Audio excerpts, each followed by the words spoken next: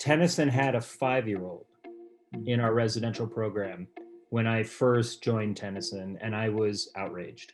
I was like, are you seriously telling me that the most creative solution for a 5-year-old is to put him, it was a boy, put him in a residential facility? That is a lack of imagination. That is a lack of creativity. That is a lack of hunger to stop families from imploding at that stage. And the truth is that boy had no reason being at the Tennyson campus.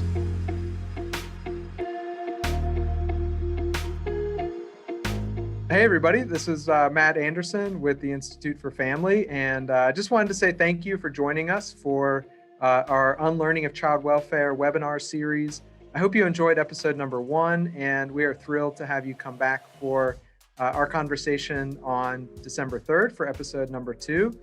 And that was actually Ned Breslin that you just heard from a second ago, who will be one of our featured guests on the December 3rd episode. And Ned with Suzanne Shore and Bobby Taylor are going to join us for a conversation to really dive right into what people are doing to build a child and family well-being system from the ground up. So we're going to learn about their work in Colorado and Nebraska, and we can't wait to see you then and look forward to the conversation with you. And let's get right back into it with Ned. So let's go ahead and bring Ned onto the screen and dive right in.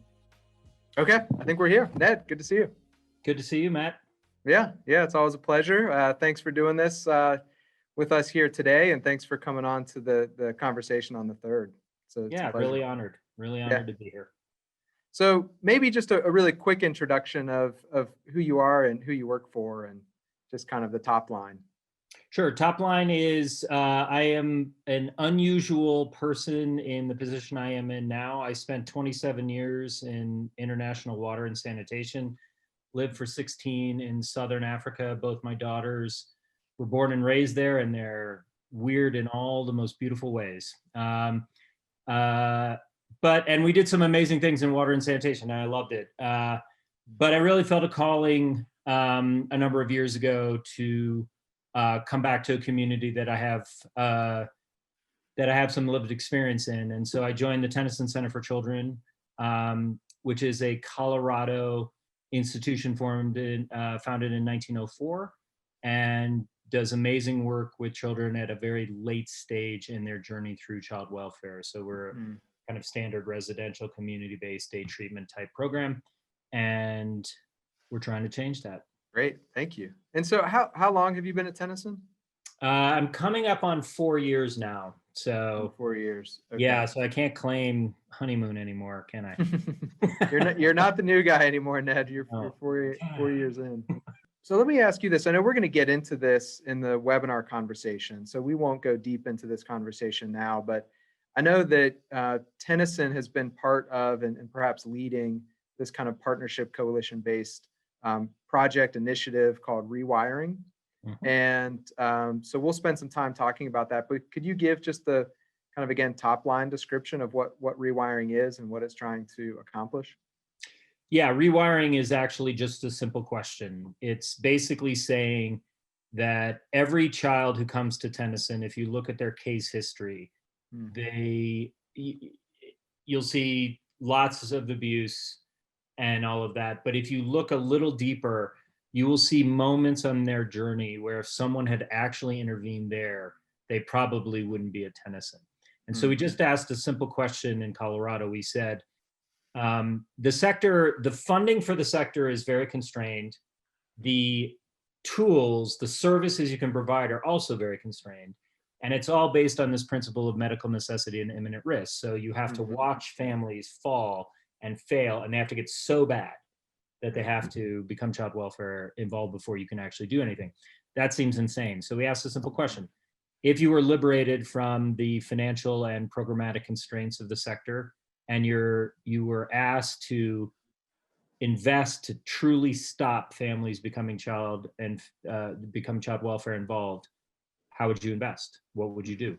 And so rewiring is literally experimenting across 10 counties to see if we can actually make prevention our job, not prevention services to unload, but prevention our job, so that we can starve the sector of children and families and for children and families who do become child welfare involved, that we can actually get better results. And the concept of rewiring, real simply, is to say there's an $84 billion bucket of child welfare money.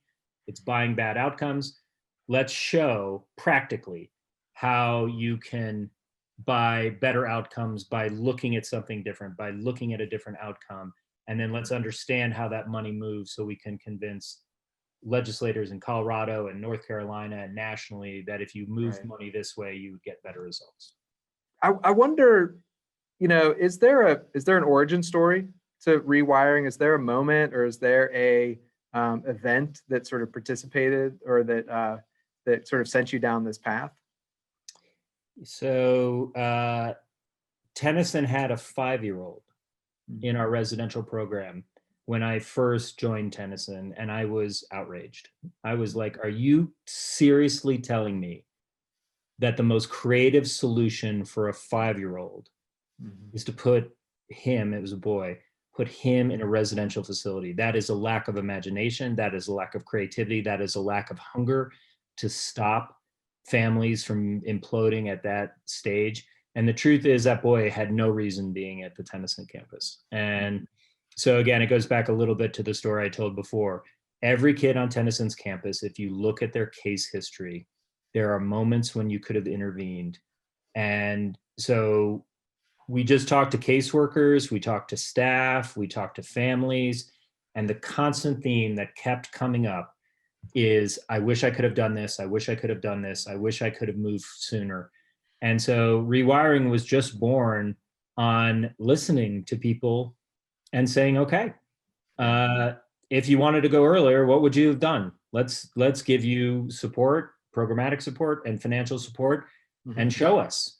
And the power of it is actually that it believes in people, as opposed to says everyone has a problem. It believes that if you untether people from these constraints, then that 5-year-old would have never come to Tennyson. What year was that when this 5-year-old came to Tennyson? It was about 4 years ago. Okay. It was really when I joined. I mean, when I joined Tennyson, I told them, I think I was an unusual candidate, to be honest, because I said to the board and to the steering committee that if you want Tennyson to do what it does now better, and maybe raise some more funds, like, don't hire me. You will absolutely hate me, and I will absolutely hate you, and it'll end badly. But if after 115 years, you're kind of tired of waiting for families to fall, like, let's use Tennyson's position and its amazing reputation and history, and let's imagine stopping the problem. Let's imagine that. And I will tell you, a lot of boards would have walked away. And this board embraced that. I think people talk about all these programs and everything.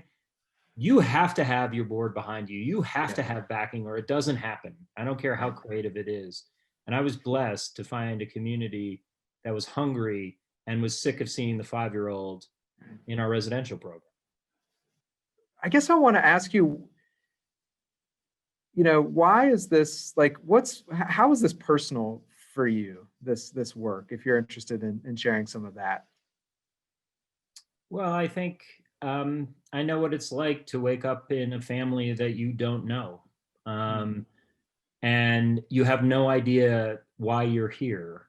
And despite the significant abuse that I experienced at the hands of my father, and with my mother covering it up and enabling it in many ways, the truth is that all children want their mom and dad. And so I was not safe in my home, but I also wasn't particularly safe on my journey. And the first family I lived with, it didn't work out.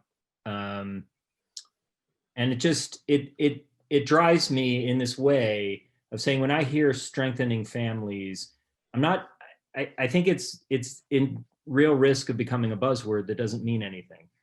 How do you actually take a family like mine and create supports around it so that I did not have to bear the brunt of an angry, alcoholic, abusive father. And can we go there? Can we actually go there as a society, not on individual cases? And are we willing to walk into some messy places and believe that that family, for all its dysfunction, also has strengths? And if those are activated, would something different happen? And I just think that's a better world. And so that bursts through, to be perfectly honest, it bursts through everything that I do. I see that 5-year-old boy, and our stories are different, but they're the same. So maybe just one last thought here, and maybe you've already said it, but the audience that we're going to have for this webinar conversation on December 3rd, what would you leave them here with to say, this is the one thing I hope you learn from rewiring. This is the one thing I hope you take away from this conversation. That when liberated from financial and programmatic constraints, that you actually are the creator of beautiful things. And so join us in making it impossible to ignore. Perfect. Awesome. Thank you. All right, Ned, thank you. It was a great conversation. Really enjoyed it. It's always good to see you. And so we'll be seeing you again December 3rd, 3 p.m. Eastern on our webinar episode number 2. And for those of you watching this conversation, you're registered for it already, so we'll see you on December 3rd as well. But you can always share this with your friends and colleagues around the country. We'd love to have more people joining us for this conversation. So go to instituteforfamily.org. You can register there, so you can send that link. And you'll find us, Institute for Family, on all of the social media platforms, and you can find registration opportunities there as well. So we'll see you all soon. Ned, always good to see you. Thank you. Thank you so much. And I look forward to the 3rd.